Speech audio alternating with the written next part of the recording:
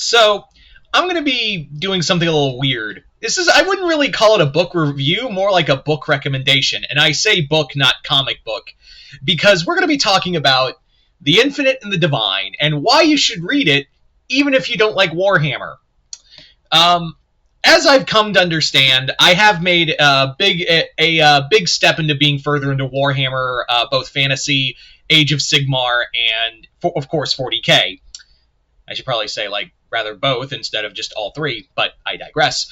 Anyway, so, I know that there are a lot of my subscribers who have been here on this channel for years, who have watched my videos and been like, I don't like Warhammer. That's totally fine.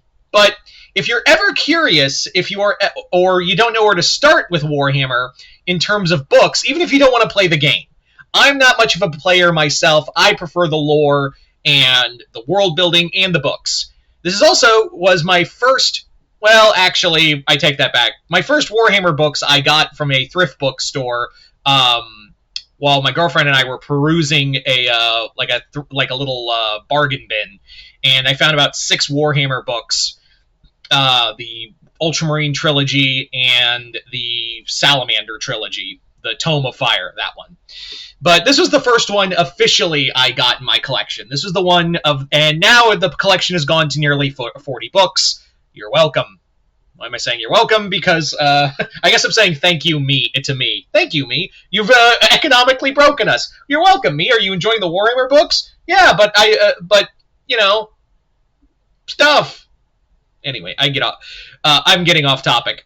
Anyway, so why should you read The Infinite and Divine even if you don't like Warhammer 40k?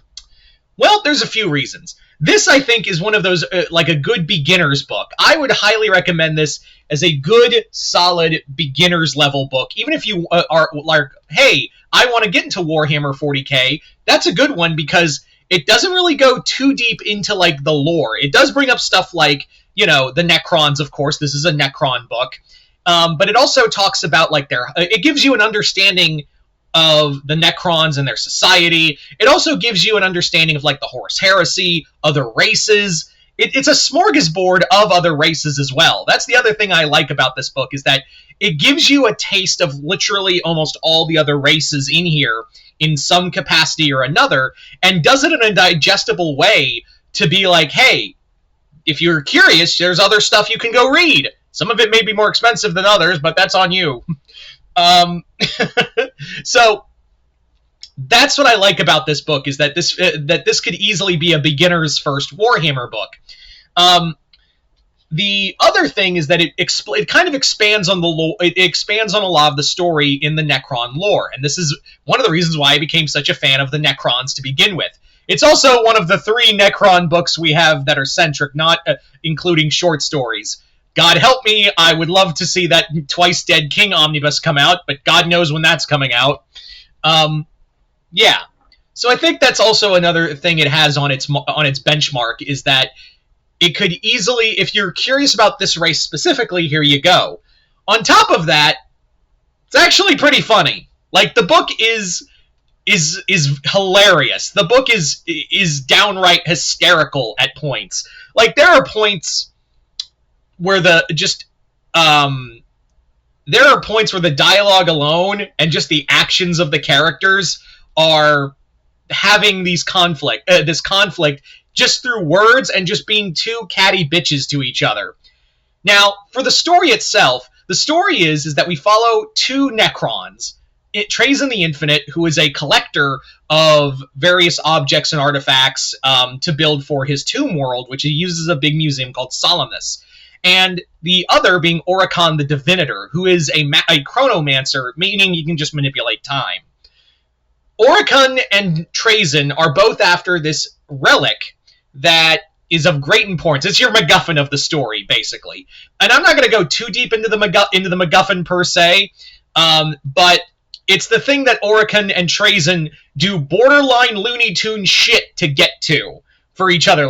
They'll steal it from each other in one way or another. And that's basically what the whole story is it's literally 2 angry. If you've ever read, or not read, but seen the movie Grumpy Old Men, it is literally grumpy old men but this time the grumpy old men throw planets at each other. Literally in some cases.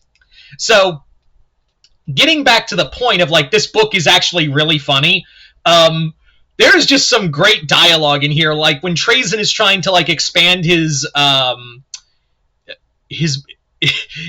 museum, and one of his servants go, how about we just get rid of the wine collection? And he goes, what? No!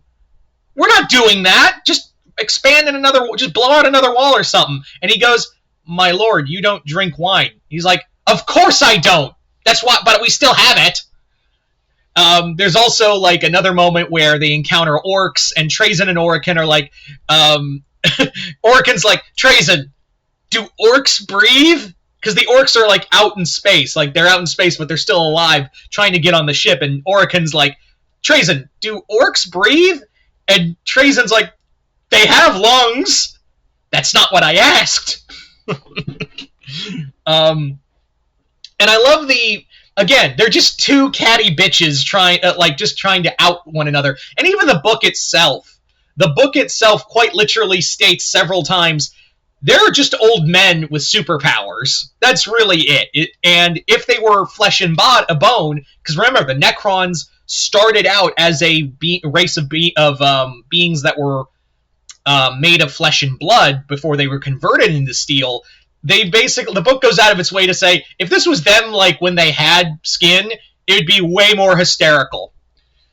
There's also another great moment where, like, Trazen and Orican are on a planet that Trazen saved inadvertently, and there was a statue made in his honor. But then when they go back, the thing is, not just a statue, but also a mural, and the mural's broken, and the statue's destroyed, and and Trazen's like, what the hell? What happened to it? And Orican's just, like, in the background going, maybe someone thought it was ugly.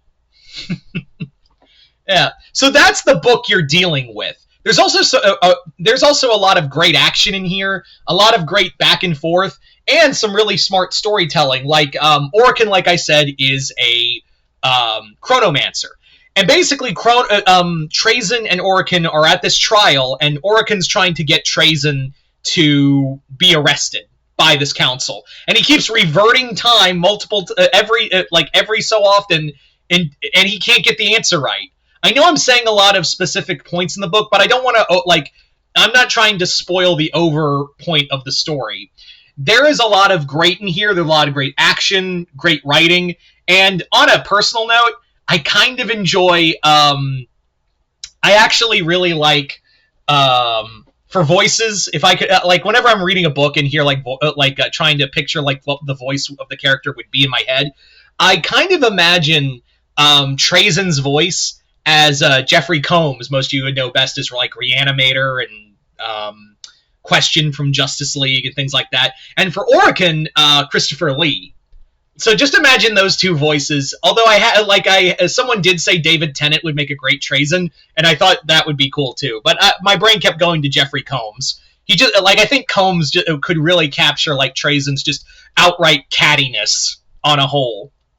But yeah, like I said, even if you have no understanding or what Warhammer is, or like a vague understanding, and just know it as Space Marine books, this also helps in the way of like showing you this is a world that can be expanded on further than just big old Space Marines. So this also is a great way to open your door to like other races as well, maybe even Chaos.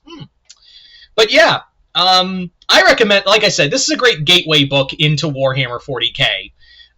Also, my little Infinite and Divine homemade, I made my girlfriend and I made this of a fan-made bookmark for this book. The word got away from me, but yeah, Orican.